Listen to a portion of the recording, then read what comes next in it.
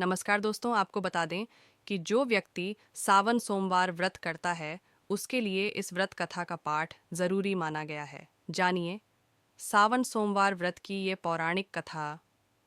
सावन सोमवार व्रत की कथा एक समय की बात है। किसी नगर में एक साहूकार रहता था। उसके घर में धन की कोई कमी नहीं थी, लेकिन उसकी कोई संतान नहीं थी। इस कारण वह बहुत दुखी था। पुत्र प्राप्ति के लिए वह प्रत्येक सोमवार व्रत रखता था और पूरी श्रद्धा के साथ शिव मंदिर जाकर भगवान शिव और पार्वती जी की पूजा करता था। उसकी भक्ति देखकर एक दिन मां पार्वती प्रसन्न हो गईं और भगवान शिव से उस साहूकार की मनोकामना पूर्ण करने का आग्रह किया। पार्वती जी की इच्छा सुनकर भगवान शिव ने कहा कि हे पार्वती, इस संसार में हर प्राणी को उसके कर्मों का फल मिलता है और जिसके भाग्य में जो हो उसे भोगना ही पड़ता है। लेकिन पार्वती जी ने साहूकार की भक्ति का मान रखने के लिए उसकी मनोकामना पूर्ण करने की इच्छा जताई।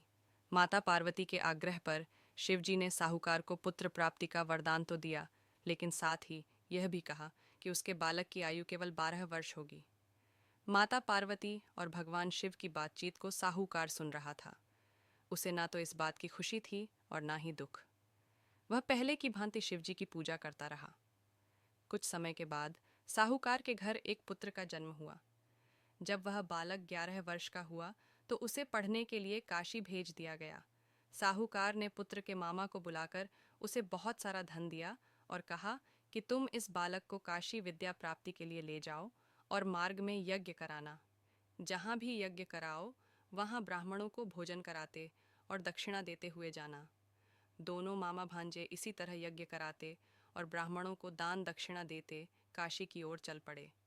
रात में एक नगर पड़ा जहाँ नगर के राजा की कन्या का विवाह था, लेकिन जिस राजकुमार से उसका विवाह होने वाला था वह एक आंख से काना था।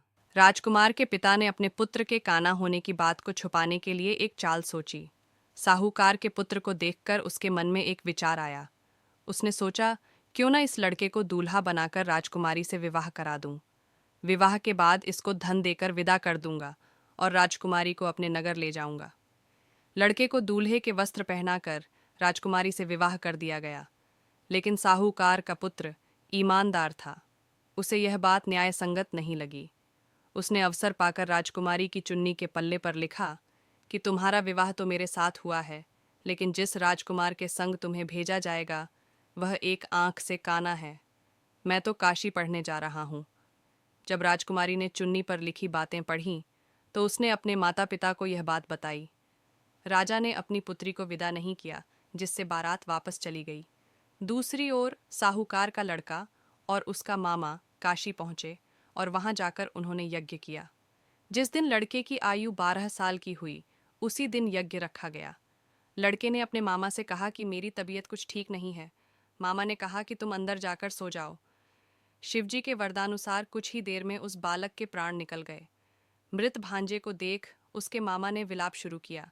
संयोगवश उसी समय शिवजी और माता पार्वती उधर से जा रहे थे। पार्वती ने भगवान से कहा, स्वामी, मुझे इसके रोने के स्वर सहन नहीं हो रहा। आप इस व्यक्ति के कष्ट को अवश्य दूर करें। जब शिवजी मृत बालक के समीप गए तो वह बोले कि यह उसी साहूकार का पुत्र है जिसे मैंने 12 वर्ष की आयु का वरदान दिया।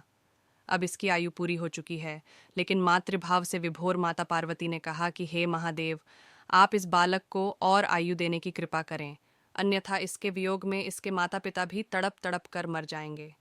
माता पार्वती के आग्रह पर भगवान शिव ने उस लड़के को जीवित होने का वरदान दिया। शिवजी की कृपा से वह लड़का जीवित हो गया। शिक्षा समाप्त करके लड़का मामा के साथ अपने नगर की ओर चल दिया। दोनों चलते हुए उसी नगर में पहुंचे जहां उसका विवाह हुआ था। उस नगर में भी उन्होंने यज्ञ का आयोजन किया। उस लड़के के ससुर ने उसे पहचान लिया और महल में ले जाकर उसकी खातिरदारी की और अपनी पुत्री को विदा किया। इधर साहूकार और उसकी पत्नी भूखे प्यासे रहकर बेटे की प्रतीक्षा कर रहे थे। उन्होंने प्रण कर रखा था कि यदि उन्हें अपने बेटे की मृत्यु का समाचार मिला तो वह भी प्राण त्याग देंगे, परंतु अपने बेटे के जीवित होने का समाचार पाकर वह बेहद प्रसन्न हुए। उसी रात भगवान शिव ने व्यापारी के स्वप्न में आकर कहा, हे श्रेष्ठी, मैंने तेरे सोमवार के व्रत करने और व्रत कथा सुनने से प्रसन्न होकर तेरे पुत्र को लंबी आयु प्रदान की है।